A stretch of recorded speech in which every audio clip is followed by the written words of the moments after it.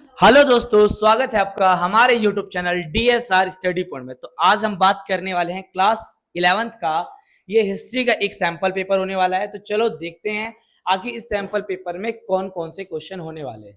पहले तो बात आप लोगों को ये बता दूं कि ये CBSE द्वारा क्या किया गया, ये सैंपल पेपर रिलीज किया गया है जो आप लोगों के मिड टर्म का सैंपल पेपर है 2025-26 का। आपका जो पेपर आने वाला है यानी इस पेपर में 34 क्वेश्चन होंगे।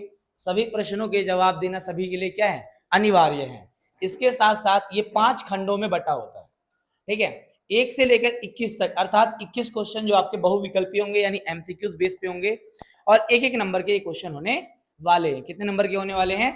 एक एक नंबर के ये प्रश्न होने वाले हैं, ठीक है। इसके साथ साथ अगर देखा जाए 22 से लेकर 27 तक जो प्रश्न होगा वो 3-3 अंक के होने वाले हैं। कितने नंबर के होने वाले हैं? 3-3 अंक के होने वाले हैं। इसके साथ साथ जो अगर देखा जाए 28 से लेकर 30 तक जो आपके दीर्घ उत्तरीय प्रश्न होंगे जो 8-8 नंबर के होने वाले हैं और एक आप लोगों का 4 नंबर का मानचित्र जो है 5 नंबर का आएगा और पैराग्राफ भी है। चलो देख लेते हैं, शुरुआत करते हैं। पहला इसके अंदर क्वेश्चन है कि मेसोपोटामिया के प्रथम लिखित दस्तावेज मुख्यतः किस कार्य के लिए प्रयोग होते थे? मेसोपोटामिया के लिखे गए जो दस्तावेज हैं वो किस कार्य के लिए प्रयोग होते थे? तो वो होते थे बच्चों व्यापारिक हिसाब किताब रखने के लिए। किसके लिए बच्चों? व्यापारिक हिसाब किताब रखने के लिए, यानी इसका बी ऑप्शन बिल्कुल राइट हो जाएगा। नेक्स्ट प्रश्न है मेसोपोटामिया की जो पट्टिकाएं डैश लिपि में लिखी जाती, तो किस लिपि में लिखी जाती थी? तो वो जो है वो किलाक्षर लिपि में लिखी जाती थी और ये जो है एक यूनानी भाषा का शब्द है। यूनानी भाषा के शब्द क्यूनी फॉर्म से बना है। क्यूनी, क्यूनी का मतलब होता है खूंटी, फॉर्म का मतलब होता है आकार, फॉर्म का मतलब होता है आकार यानी खूंटी के आकार का। तो इस तरीके से किलाक्षर लिपि या इसे किलाकार लिपि भी कहा जाता है। नेक्स्ट प्रश्न है निम्नलिखित में से कौन सा कथन असत्य है? पहली बात, मेसोपोटामिया मंदिरों को जिगुरात भी कहा जाता था। दूसरा, उर और उरुक मेसोपोटामिया के नगर थे। तीसरा, गिलगामेश महाकाव्य मेसोपोटामिया से संबंधित है।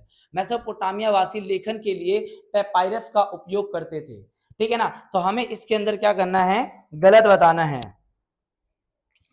ठीक है। तो मैं जो मेसोपोटामिया के जो लोग थे ना वो पेपायरस के पत्तों का प्रयोग नहीं करते थे क्योंकि ये रोम के साम्राज्य यानी रोमन साम्राज्य के जो लोग होते थे वो पेपायरस के पत्तों का प्रयोग करते थे जो नील नदी के किनारे पाया जाता था। किस नदी किनारे? नील नदी के किनारे।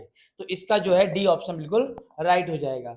नेक्स्ट क्वेश्चन है एक विद्यार्थी को जो के राशन से संबंधित किलाक्षर चिन्हों वाली एक मिट्टी की पट्टिका मिली है। ये पट्टिका किस श्रेणी से संबंधित है? साहित्य से है, आर्थिक अभिलेख है, खगोल संबंधी प्रेक्षण है या ऐतिहासिक विवरण है? तो ये आर्थिक अभिलेख है। क्या है? आर्थिक। आर्थिक क्यों बोला? क्योंकि जो ये राशन ये क्या है, अर्थव्यवस्था को दर्शाता है यानी आर्थिक चीजों पैसों से संबंधित होता है। चलो ठीक है, नेक्स्ट प्रश्न देखते हैं। अब इसके अंदर क्या करना है, हमें मिलान करना है, ठीक है। जैसे कि उरुक, उरुक क्या था? तो उरुक क्या था? एक नगर था। क्या था? उरुक एक नगर था, ठीक है। तो इसके अंदर हमें क्या बताना है? तो इसके अंदर जो है जैसे हम्बुराबी जो है एक विधि संहिता है, किलाक्षर एक लिपि है, उरुक एक प्राचीनतम शहरी बस्ती है और जिगुरात एक सीढ़ी नुमा क्या है, मंदिर है। जिगुरात क्या है? एक सीढ़ी नुमा क्या है, मंदिर है, ठीक है। चलो, रोमन साम्राज्य में प्रशासन और उच्च साहित्यिक भाषा कौन सी होती थी? ठीक है, तो उच्च प्रशासनिक भाषा कौन सी होती थी? तो वो होती थी आपकी ग्रीक भाषा, ठीक है। कौन सी होती थी? ग्रीक भाषा होती थी, ठीक है। नेक्स्ट प्रश्न है चंगेज खान के अधीन मंगोल साम्राज्य की राजधानी क्या थी? तो चंगेज खान के अधीन जो मंगोलों की राजधानी थी वो थी कराकोरम। क्या थी बच्चों? कराकोरम। तो इसका सी ऑप्शन बिल्कुल राइट हो जाएगा, ठीक है। इसके साथ साथ नेक्स्ट क्वेश्चन है मध्यकालीन मध्ययुगीन यूरोप की विशाल जमींदारी संपत्तियों को क्या कहा जाता था? है ना, तो उसे कहा जाता था, क्या कहा था? फिक्स। क्या है ये? फिक्स कहा जाता था। मध्यकालीन यूरोपीय समाज जमींदारी संपत्तियों क्या कहा था? फिक्स कहा जाता था, ये ठीक है। नेक्स्ट है कौन सी नदी ने रोमन साम्राज्य की पूर्वी और पश्चिमी भागों में विभाजित कर दिया था? तो वो कौन सी नदी थी? तो कौन सी नदी थी बच्चों? तो वो थी पूर्व तो वो थी डैन्यूब नदी। कौन सी नदी थी? डैन्यूब नदी। इसका बी ऑप्शन बिल्कुल राइट हो जाएगा। नेक्स्ट प्रश्न की ओर चलते हैं। नेक्स्ट हमारा प्रश्न है कि चित्र में दर्शाया गया है ये क्या है, ये कौन सी जो स्मारक है। तो स्मारक के बारे में बताना है। ये क्या है? कोलोसियम है। कौन सा है? कोलोसियम। क्लोसियम है ये। कौन क्या है बच्चों? ये क्लोसियम। किताब में देखना, आप लोगों को देखने को मिल जाएगा। नेक्स्ट प्रश्न के बारे में बात करते हैं। निम्नलिखित में से कौन सा रोमन साम्राज्य की विशेषता नहीं है? पहला, रोमन साम्राज्य में दास प्रथा प्रचलित था। सीनेट एक शक्तिशाली संस्था थी। प्रारंभ से ही ईसाई धर्म प्रमुख था और विजय के माध्यम से इसका क्या किया गया था? विस्तार किया गया था। तो इसके अगर बात की जाए, आरंभ से ही इसकी जो धर्म है वो ईसाई नहीं था, ठीक है, यहूदी था, फिर इसके बाद ईसाई धर्म अपनाया गया था, है ना। नेक्स्ट क्वेश्चन है, मिस्र में रोम तक अनाज लेकर जाते हुए रोमन सैनिक किस पहलू को दर्शाते हैं? सैनिक शक्ति, प्रांतों का खाद्य आपूर्ति के लिए निर्भरता, धार्मिक अनुष्ठान या कलात्मक परंपरा।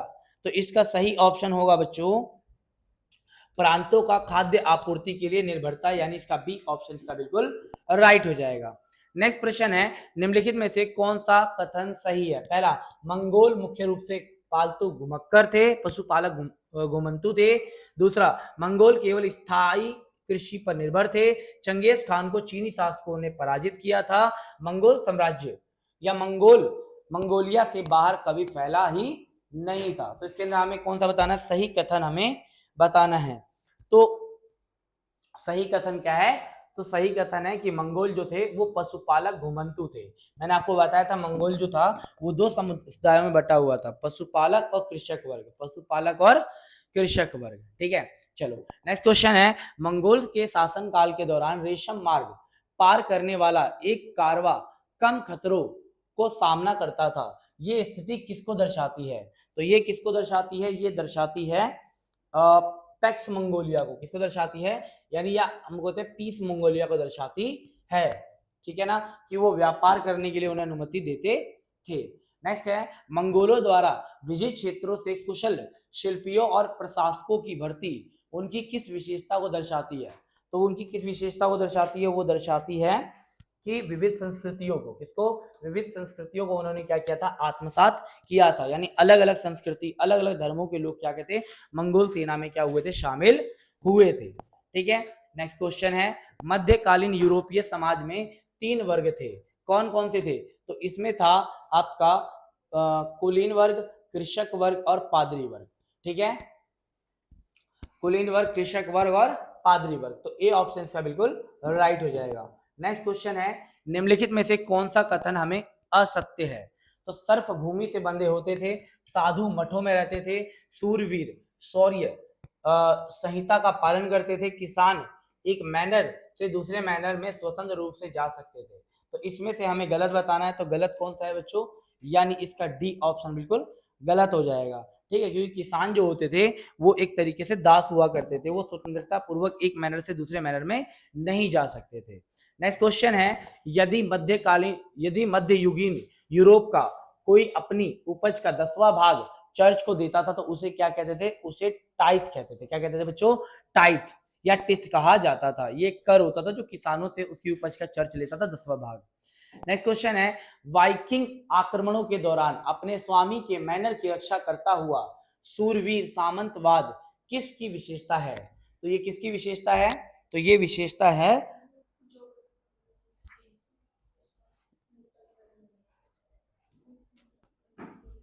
तो ये है जागीरदार स्वामी का। किसका है बच्चों? जागीरदार स्वामी यानी लॉर्ड का है। नेक्स्ट क्वेश्चन है, यहाँ 2 कथन दिए गए हैं, कथन ए और कथन बी, दोनों को पढ़ के हमें जवाब देना है। तो पहला है, नगरों के उदय ने क्या किया? यूरोप में सामंती व्यवस्था को क्या कर दिया था? कमजोर कर दिया था। दूसरा है, नगरों ने व्यापार, मुद्रा और अर्थव्यवस्था और स्वतंत्र शासन को क्या किया था? प्रोत्साहित किया था, है ना।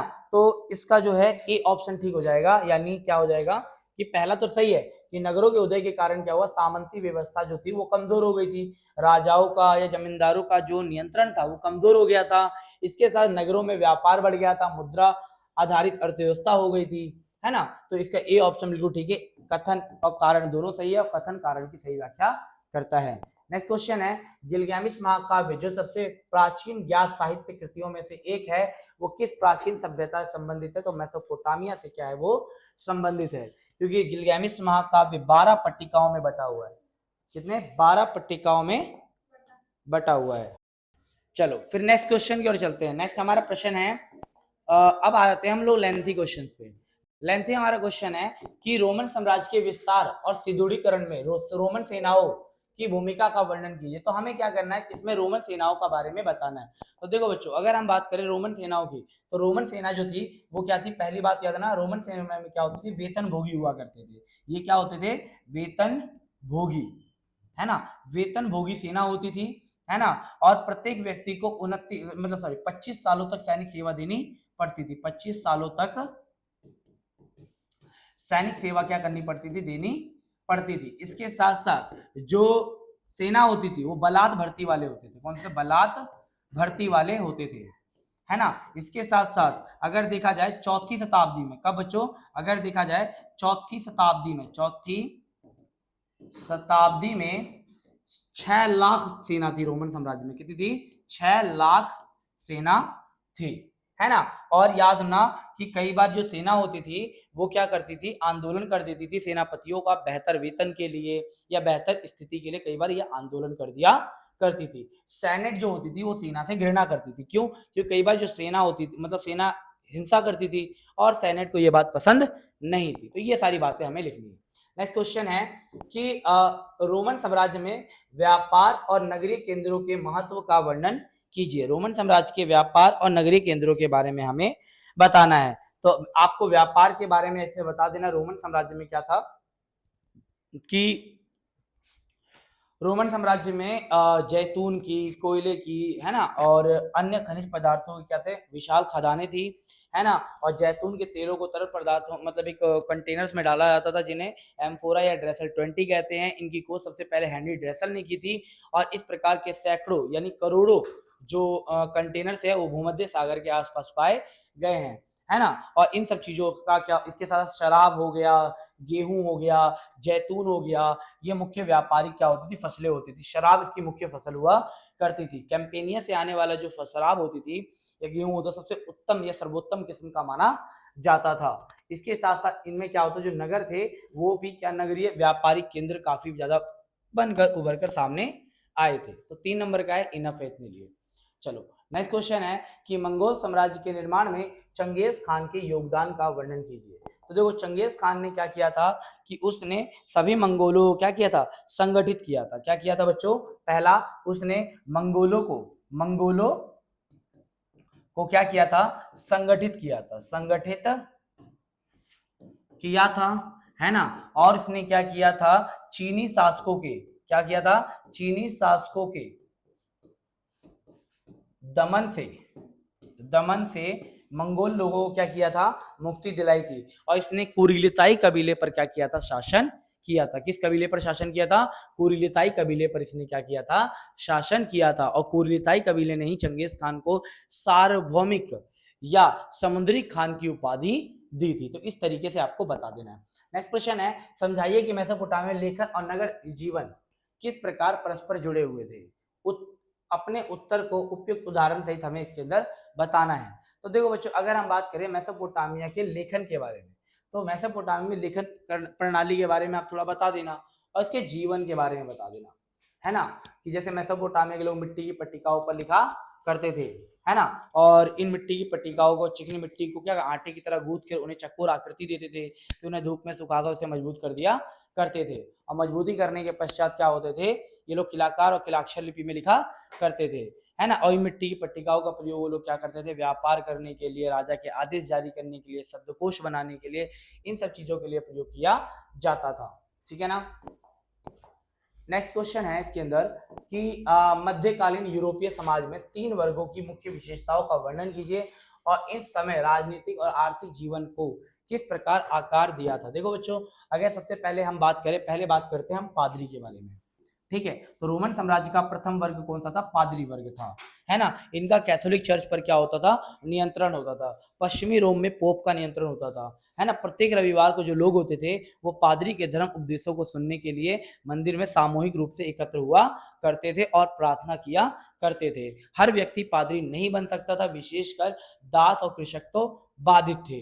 पादरी कभी भी विवाह नहीं करते थे, है ना। और यहाँ बिशप जो होते थे वो एक जमींदारों की तरह इनके पास विस्तृत जागीरें हुआ करती थी, है ना। तो इस तरीके से आपको ये बता देना है पादरी के बारे में। दूसरा जो वर्ग था इसके अंदर अभिजात वर्ग था। अभिजात वर्ग का समाज में एक विशेष हैसियत होती थी। इसका एक मुख्य कारण क्या था कि उनका संपत्ति पर उनका अधिकार हुआ करता था। वो अपने न्यायालय स्थापित कर सकते थे, वो अपनी कचहरी मतलब न्यायालय स्थापित कर सकते थे।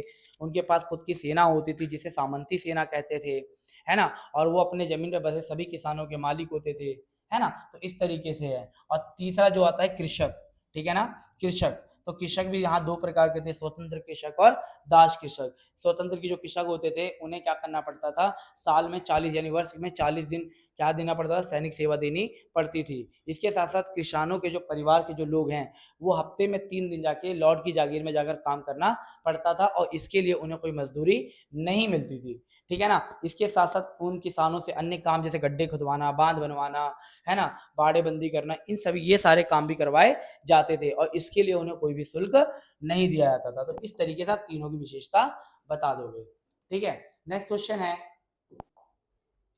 कि इस दृष्टिकोण से उचित ठहराइए कि मध्यकालीन यूरोप में नगरों और व्यापार के उदय ने सामंतवाद के पतन में योगदान दिया।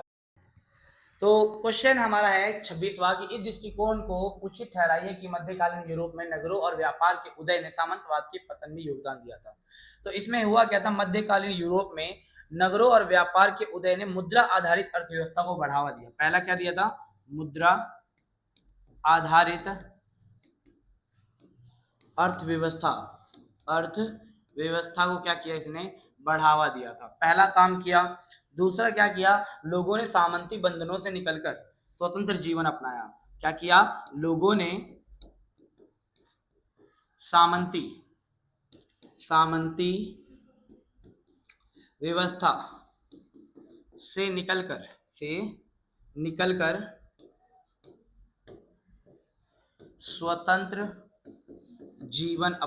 स्वतंत्र जीवन अपनाया, ठीक है।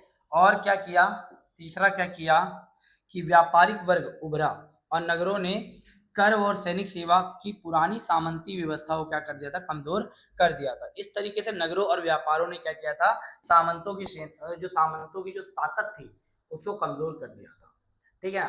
नेक्स्ट क्वेश्चन है कि उन कारणों का चर्चा कीजिए जिन्होंने पश्चिमी रोमन साम्राज्य के पतन का कारण बना था। यानी रोमन साम्राज्य के पतन के कारण क्या थे। तो पहले क्या था, लगातार बार बार युद्ध। रोमन साम्राज्य के पतन के कारण क्या थे, पहला बार बार युद्ध, बार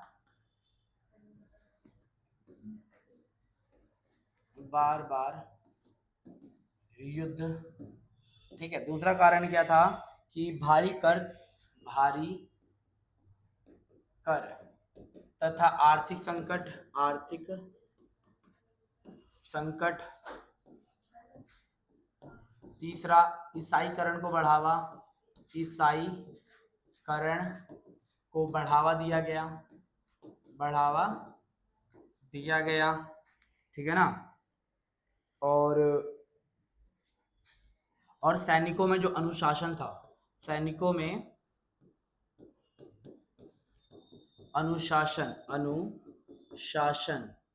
घट गया। तो ये थे रोमन साम्राज्य के पतन के कारण। इस तरीके से रोमन साम्राज्य क्या हो गया, अंत हो गया। रोमन साम्राज्य में 30वीं शताब्दी के संकट की परीक्षा कीजिए और इन साम्राज्यों की राजनीतिक, आर्थिक और सामाजिक स्थिरता को किस प्रकार प्रभावित किया। देखो बच्चों, अगर बात करें रोमन साम्राज्य की 30वीं शताब्दी के संकट के बारे में, तो रोमन साम्राज्य में पहली और दूसरी शताब्दी शांति और समृद्धि के लिए जानी जाती है, लेकिन 30वीं शताब्दी में क्या हुआ था, एक खुखार वंश की उत्पत्ति हुई थी जिसे कहते हैं संसानी वंश। और इसने केवल 15 वर्षों के भीतर ही रोमन साम्राज्य के अधिकांश हिस्सों पर क्या कर लिया था, कब्जा कर लिया था। और पूर्वी राजधानी एंटियोक पर भी क्या कर लिया था, कब्जा कर लिया था। एक हमें यहाँ मिला है, एक शिलालेख मिला है जिसमें शाहपुर प्रथम ने दावा किया, मतलब एक शासक है ना, शाहपुर प्रथम, इसने क्या किया, दावा किया है कि उसने अकेले 60,000 रोमन सेनाओं को क्या कर दिया, सफाया कर दिया है ना। और इसके साथ साथ रोमन साम्राज्य में अगर देखा जाए मतलब लगभग 47 वर्षों में 25 शासकों ने अपना शासन बदला था, इसीलिए इसे 30वीं शताब्दी का संकट कहते हैं। तो अब बात करने वाले हैं मेसोपोटामिया नगरों की सामाजिक आर्थिक जीवन में हमें मंदिरों के महत्व और नगरीय संस्थाओं की भूमिका का वर्णन करना है। तो देखो बच्चों, मेसोपोटामिया का सबसे आरंभिक जो मंदिर था, एक छोटा सा देवालय था जो कच्ची ईंटों का बना हुआ था, जो लगभग 5000 साल पुराना था, है ना। इसके साथ साथ मेसोपोटामिया के जो लोग हुआ करते थे, वो अलग अलग देवी देवताओं की पूजा किया करते थे। जैसे उर जो चंद्र देवता थे, इनाना आराध्य जो इनाना थे जो प्रेम की देवी मानी जाती थी, प्रेम और युद्ध की देवी मानी जाती थी, है ना। आराध्य जो पशुओं के स्वामी माने जाते थे, है ना। इसके साथ आरंभ में मंदिर छोटे होते थे, लेकिन धीरे धीरे मंदिरों को और ज्यादा बड़ा बनाया गया था, है ना। और लोग जो होते थे वो देवी देवताओं को अन्न, दूध, मछली जैसी चीजों को चढ़ाया करते थे। चलो नेक्स्ट क्वेश्चन है, चर्चा कीजिए कि कृषि प्रथाओं और सिंचाई प्रणाली मेसोपोटामिया सभ्यता की वृद्धि में किस प्रकार योगदान थे। देखो बच्चों, अगर हम बात करें, मेसोपोटामिया में दजला और फरात नदियां थी। तो दजला और फरात नदियां क्या होती थी, जब ये पहाड़ों से आती थी अपने साथ बहुत ज्यादा उपजाऊ मिट्टी लेकर आ जाती थी, और दक्षिण भारत में जब यहाँ बाढ़ आ जाता था और जब बाढ़ का पानी सूखता था तो ये क्षेत्र काफी ज्यादा उपजाऊ हो जाता था, है ना, जो खेती करने में बहुत ज्यादा सहयोग करता था, है ना। और इसके साथ गर्मियों में खजूर के पेड़ खूब फल देते थे, नदियों में मछलियों की कमी नहीं थी, लेकिन खेती के लिहाज से तो काफी ज्यादा समृद्ध था। चलो नेक्स्ट क्वेश्चन है, रोमन विविध व्यवस्था के संचालन के विश्लेषण कीजिए। इसने साम्राज्य के राजनीतिक और सामाजिक जीवन को किस प्रकार प्रभावित किया। देखो बच्चों, अगर हम राजनीति व्यवस्था में बोला जाए तो रोमन साम्राज्य के 3 खिलाड़ी हुआ करते थे। कितने खिलाड़ी हुआ करते थे? तो रोमन साम्राज्य के 3 खिलाड़ी हुआ करते थे। कौन कौन से खिलाड़ी थे बच्चों? पहला था सम्राट। कौन सा था? सम्राट। दूसरा था सेनेट। कौन सा था? सेनेट। ठीक है। और तीसरा था किसान, सॉरी मतलब तीसरा था सेना। ठीक है। ये 3 खिलाड़ी रोमन साम्राज्य के थे। अगर बात की जाए, रोमन साम्राज्य 509 ईसा पूर्व से लेकर 27 ईसा पूर्व तक क्या था? गणतंत्र रहा था, और सेनेट नामक संस्था का काफी ज्यादा वर्चस्व था। यहाँ शासन किसका था? जूलियस सीजर का था। जूलियस सीजर, जूलियस सीजर था। इसके बाद इसी का ही पुत्र आया जिसका नाम था ऑगस्टस। ऑगस्टस जिसने 27 ईसा पूर्व में एक साम्राज्य स्थापित किया जिसे कहते हैं प्रिंसिपेट। क्या कहते हैं? प्रिंसिपेट। ये राजतंत्र को लेकर आया था। इसके बाद ऑगस्टस का ही पुत्र आया जिसका नाम था टिबेरियस। टिबेरियस। और टिबेरियस के बाद आया त्राजान। कौन आया? त्राजान। ठीक है बच्चों, तो इस तरीके से त्राजान आया था, है ना। सेनेट रोमन साम्राज्य की राजनीति में, जब रोमन साम्राज्य गणतंत्र था उस समय इसका महत्व ज्यादा था। इसके समाज के कुलीन वर्ग, धनी वर्ग या इसे अभिजात वर्ग भी कहते हैं। और सेना के बारे में मैंने आप लोगों को बता ही दिया था। सामाजिक व्यवस्था के बारे में बात की जाए तो रोमन साम्राज्य में अलग अलग धर्म था, अलग अलग संस्कृति थी, अलग अलग भाषाएं थी, अलग अलग वेशभूषा थी, है ना। इसके साथ साथ अलग अलग देवी देवताओं की क्या करते थे ये लोग? पूजा किया करते थे, है ना। और रोमन साम्राज्य में जैसे क्या था कि जैसे कि मतलब दास प्रथा प्रचलित थी। दासों को परिवार का एक महत्वपूर्ण अंग माना जाता था। एकल परिवार का प्रचलन था, लेकिन जो वयस्क पुत्र होते थे वो अपने माता पिता के साथ नहीं रहा करते थे, है ना। इसके साथ साथ यहाँ स्त्रियों को कुछ अधिकार भी दिए गए थे, जैसे यहाँ तलाक लेना बहुत ज्यादा आसान था, है ना। क्या था? यहाँ तलाक लेना बहुत ज्यादा आसान था, है ना। इसके साथ साथ क्या होता था कि जो महिलाएं विवाह के बाद भी अपने पिता की संपत्ति में हिस्सेदारी की मांग कर सकती थी। ठीक है। और इसके साथ साथ क्या होता था कि मतलब यहाँ ना कई बार क्या होते थे, जो पुरुष होता था उसके अपने बच्चों पर पूरी तरीके से नियंत्रण हुआ करता था। कई बार क्या होते थे, वो लोग नवजात शिशु को ठंडियों में छोड़ दिया करते थे, जिससे ठंडी के कारण क्या हो जाती थी, उनकी मौत हो जाया करती थी, है ना। इसके साथ साथ यहाँ काम चलाओ साक्षरता थी। क्या थी? काम चलाओ साक्षरता। ना ज्यादा पढ़े लिखे लोग थे, ना कम पढ़े लिखे लोग थे। तो ये थी उसकी सामाजिक व्यवस्था। नेक्स्ट बात करते हैं रोमन साम्राज्य में उसकी अर्थव्यवस्था और वहां के दास प्रथा के बारे में हमें क्या करना है? बताना है। तो देखो बच्चों, अगर रोमन साम्राज्य की अर्थव्यवस्था के बारे में बात की जाए तो रोमन साम्राज्य में जैतून की फैक्ट्रियां थी, है ना, जैतून की, और आपके खनिज जो भी था ना, है ना, सोने चांदी की फैक्ट्री हुआ करती थी। और यहाँ जो थी शराब हो गई, अंगूरी शराब की मांग ज्यादा हुआ करती थी। तरल पदार्थों को जिन कंटेनर्स में रखा जाता था उन्हें एम्फोरा कहा जाता था, और इसकी खोज सबसे पहले हेनरी ड्रेसल ने की थी, है। और इस प्रकार के कंटेनर्स हमें कहाँ पाए गए थे? भूमध्य सागर में पाए गए थे। ठीक है। और दास प्रथा के बारे में बोला जाए तो रोमन साम्राज्य में दास प्रथा को यानी जो दास है ना, दास प्रथा काफी ज्यादा प्रचलित थी। एक व्यक्ति है जिसका नाम है कोलू मेला। क्या नाम है? कोलू मेला। कोलू मेला। तो कोलू मेला ने कहा है कि मतलब जो मतलब लोगों को अपने आवश्यकता से ज्यादा क्या रखने चाहिए कि उपकरण रखने चाहिए, ताकि वो क्या कर सके, अपने दासों पर नियंत्रण रख सके। दासों को 10-10 के ग्रुप में बांटने की बात कही गई थी, ताकि दासों के बारे में पता लगाया जा सके कि कौन काम चोरी कर रहा है, कौन काम कर रहा है और कौन काम नहीं कर रहा है। इसी के साथ एक और से जिसका नाम वरिष्ठ प्लिनी नाम था, वो बताती हैं कि किस तरीके से दासों के पैरों में जंजीर बांध के रखा जाता था, है ना, उनसे काम करवाया जाता था। यहाँ एक कानून था 398 का कानून। क्या था बच्चों? 398 का कानून, जिसके अंतर्गत दासों को दागा जाता था, जिससे इस बात का पता लगाना बहुत ज्यादा आसान हो जाया करता था कि ये दास किसका है। ठीक है, चलो रोमन जगत में अर्थव्यवस्था और समाज में दास प्रथा के बारे में हमने समझ लिया। ठीक है, अब बात करते हैं इस कथन को उचित ठहराई कि मध्यकालीन यूरोप में सबसे शक्तिशाली संस्था थी। कौन था? चर्च। अपने उत्तर का सटीक प्रमाण दीजिए। तो इसके अंदर हमें क्या करना है? चर्च के बारे में बता देना है कि चर्च जो था काफी शक्तिशाली क्यों था। तो चर्च में जो आपको मैंने अभी बताया था, कौन सा, इसमें आपको बताना है जैसे कि चर्च जो था, चर्च को काफी ज्यादा विशेष अधिकार प्राप्त थे। कैथोलिक चर्च पर इनका क्या होता था? नियंत्रण हुआ करता था, है ना। और इसके साथ साथ क्या होते थे? ये किसानों की उपज से 10वां भाग लिया करते थे, जिन्हें क्या कहा था? टाइट कहा जाता था। हर व्यक्ति चर्च मतलब पादरी नहीं बन सकता था। यहाँ जो चर्च होते थे उसे कैथोलिक चर्च कहा जाता था, है ना। जो धनवान और अमीर लोग होते थे, वो अपना धन खर्च करने का एक तरीका क्या था? चर्च को दिया जाने वाला दान था। वो लोग चर्च को क्या करते थे? दान दिया करते थे, है ना। इसके साथ साथ जो चर्च जो होते थे, उनको बनाने में कई साल लग जाते थे। और जब चर्च के एक आसपास जब नगरों की श्रृंखला विकसित हो जाती थी, तो उसे क्या कहते थे? कैथेड्रल नगर कहा जाता था। ठीक है ना। और इन कैथेड्रल नगरों पे यानी चर्चों में क्या होता, जो रोशनी होती थी, वो किससे आती थी? मतलब दिन के समय क्या होती थी? रोशनी सूर्य किरणों से यानी आती थी।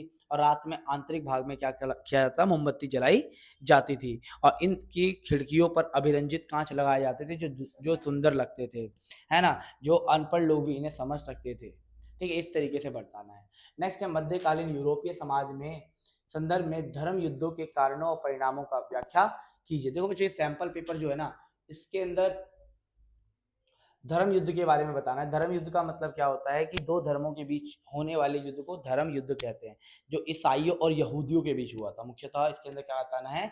ईसाइयों और यहूदियों के बीच हुआ था। ठीक है, तो ज्यादा टफ नहीं है। इसके अंदर एक और पैराग्राफ है, इस पैराग्राफ में देखते हैं। इसमें दे रखा है कि जो सम्राट, अभी मैंने बताया था ना, टिबेरियस के बाद त्राजान आया था, तो त्राजान का स्वप्न और भारत का की विजय। होता क्या है बच्चों? तत्पश्चात भयंकर भूकंप से पीड़ित एंटियोक में सर्दियों के बाद 116 में त्राजान फरात नदी के रास्ते आगे की ओर बढ़ता है और पार्थियन की राजधानी, क्या नाम था, टैसीफून तक चला गया। और फिर वहां वो फारस की खाड़ी के सिरे पर पहुंच गया था। और कैसिसियस डियो के अनुसार वहां पर वह भारत की ओर जाने वाले किसी वाणिज्यिक पोत को लालायित नजरों से या लालची नजरों से देख रहा था, है ना। चाह रहा था कि वो काश वो सिकंदर जैसा जवान होता तो वो कर सकता था। तो इस अंश का लेखक कौन है? तो आपको दे रखा होगा, इस अंश का लेखक कौन है? Fergus Miller. कौन है? Fergus Miller. कौन सा नगर एक भीषण भूकंप से प्रभावित हुआ था? तो कौन सा नगर था जो भूकंप से प्रभावित हुआ था? तो एंटियोक जो था ना, वो क्या था, मतलब भूकंप से काफी ज्यादा प्रभावित हुआ था। कौन भारत जाने वाले जहाजों की ओर बड़ी लालसा के साथ देख रहा था? तो वो था त्राजान। क्या था? त्राजान जो था ना, वो इस तरीके से देखो, वह भारत की ओर जाने वाले वाणिज्यिक पोत को देखकर लालची नजरों से देख रहा था और चाह रहा था कि काश ये सिकंदर जैसा वो जवान होता तो वो भी उसे लूट लेता। नेक्स्ट ये देख रखा होगा आपको ये पैराग्राफ है। ठीक है, मैं आपको बता देता हूँ, जैसे कि इसमें क्या है, पहला रीड करते एक बार।